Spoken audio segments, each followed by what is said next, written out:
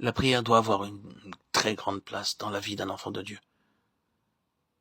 Et c'est pourquoi la prière avait une si grande place dans sa vie, dans la vie de notre Seigneur lorsqu'il était ici-bas. La vie de prière du Seigneur Jésus est, dans un certain domaine, et a un certain sens, le plus grand problème que nous puissions rencontrer. Il est Christ. Il est le Fils de Dieu. Il est sous l'onction du Saint-Esprit. Et il est sans péché dans sa personne. Et cependant, il doit passer toute la nuit en prière, après le dur et long travail de la journée. Nous le retrouverons sans cesse en prière. Pourquoi doit-il prier? Parce qu'il y a d'autres influences qui sont à l'œuvre. Il y a d'autres choses qui cherchent à attirer son attention. Sa réponse est son obéissance. Et il doit rester constamment en ligne avec l'onction, en harmonie avec l'esprit, sous le gouvernement duquel il s'est placé. Parce qu'il ne peut rien décider de lui-même. S'il a dû faire cela, qu'en est-il de nous? Nous ne sommes pas comme lui, sur un niveau sans péché. Il y a en nous, tous, dans notre nature même, ce qui agit violemment contre Dieu, contre la pensée de Dieu, contre la volonté de Dieu. Combien nous est-il donc plus nécessaire d'avoir une vie de prière, dans laquelle l'Esprit peut nous garder droit, nous maintenir dans la ligne du dessein divin, nous diriger dans les voies du Seigneur et dans les temps du Seigneur. Bien-aimé, s'il y a une chose que l'enfant de Dieu apprendra sous la souveraineté du Saint-Esprit, c'est celle-ci, à savoir combien il est différent de nous, combien nous sommes différents de lui, combien nous sommes autres, complètement autres. Mais que Dieu soit béni maintenant dans cette dispensation si nous sommes de vrais enfants de Dieu.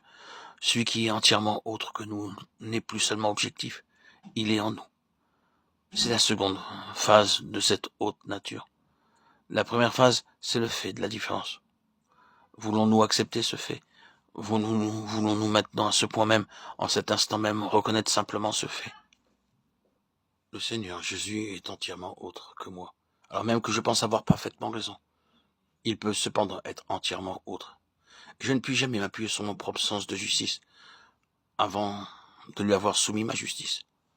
C'est très absolu, mais c'est très nécessaire. Plusieurs d'entre nous, nous avons appris ces leçons.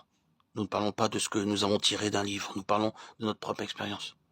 Nous avons été parfois tout à fait sûrs d'avoir raison, et nous avons continué à suivre la justesse de notre jugement. Mais nous sommes arrivés à une crise, et nous avons été enveloppés d'un terrible brouillard d'angoisse et de perplexité. Nous étions tout à fait sûrs d'avoir raison, et voyez où nous avons abouti. Et lorsque nous y pensons et que nous mettons la chose devant le Seigneur, nous sommes obligés de nous demander si nous étions attendus au Seigneur. Et dans quelle mesure nous étions attendus au Seigneur pour cette chose? Est-ce que nous ne sommes pas un peu trop précipités avec notre sentiment d'avoir raison? Et c'est l'expérience de David et de l'arche qui se répète à nouveau. Les mobiles de David étaient très bons et le sens que David avait du dessein de Dieu était très juste. Il était vrai que Dieu voulait avoir l'arche à Jérusalem. Mais David se saisit de la chose dans son âme, elle devint son idée, se développa en lui, dans un grand enthousiasme. Et c'est ainsi qu'il fit le char. Le mobile, le bon mobile, la bonne idée, l'esprit sincère le poussèrent dans la détresse la plus terrible. L'Éternel frappa Uza. Uza mourut en la présence de l'Éternel.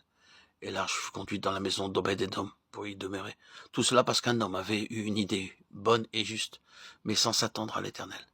Nous connaissons la suite. Plus tard, David dit au chef des Lévites, sanctifiez-vous, vous et vos frères. Oui, sanctifiez-vous, vous et vos frères, et transportez l'arche de l'Éternel, le Dieu d'Israël, à la place que je lui ai préparée. C'est parce que vous n'étiez pas la première fois que l'Éternel, notre Dieu, a fait une brèche parmi nous, car nous ne l'avons pas honoré comme la loi nous l'ordonne. 1 Chronique 15, 12, 13. Les instructions étaient là. Toujours, mais David ne s'était pas attendu à l'Éternel. Si David avait apporté tranquillement son pieux enthousiasme à l'Éternel, l'Éternel l'aurait dirigé vers les instructions qu'il avait données à Moïse, et lui aurait dit, en fait, oui, c'est très bien, mais souviens-toi que l'arche doit être ainsi portée. Il n'y aura eu ni mort, ni délai, et les choses auraient été parfaitement accomplies. Oui, nous pouvons avoir une idée très bonne pour le Seigneur, mais il nous faut la soumettre au Seigneur pour être tout à fait sûr que ce n'est pas notre propre idée pour le Seigneur, mais bien la pensée du Seigneur qu'il a mise en nous. Il est très important d'apprendre Christ. Il est tellement autre que nous. Nous le voyons. Cela divise très largement les chrétiens entre deux classes. Les chrétiens en général peuvent être divisés en ces deux classes. Il y a cette grande classe de chrétiens dont le christianisme est objectif et extérieur. C'est pour eux la question d'avoir adopté une vie chrétienne, de faire désormais une quantité de choses qu'ils n'auraient pas faites autrefois. Ils assistent aux réunions, ils vont à l'église, ils lisent la Bible, ils font beaucoup de choses qu'ils n'avaient pas eu l'habitude de faire. Et ils ne font plus maintenant beaucoup de choses qu'ils faisaient auparavant. C'est ce qui s'applique plus ou moins à cette classe, cette première classe. C'est désormais une question de ne pas faire ou de faire, de ne pas aller ou d'aller, d'être extérieurement un bon chrétien. C'est une grande classe avec ses degrés divers, de lumière et d'ombre, une très grande classe de chrétiens en vérité. Et il y en a d'autres qui sont dans cette école de Christ. La deuxième catégorie, la deuxième classe pour lesquelles la vie chrétienne est une question intérieure de marche avec le Seigneur, un besoin de connaître le Seigneur dans leur cœur, à un degré plus ou moins grand.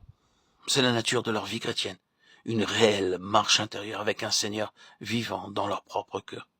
Il y a une grande différence entre ces deux classes de chrétiens. Que le Seigneur nous aide à vivre dans la seconde classe, la deuxième classe, qui est de toute évidence la première,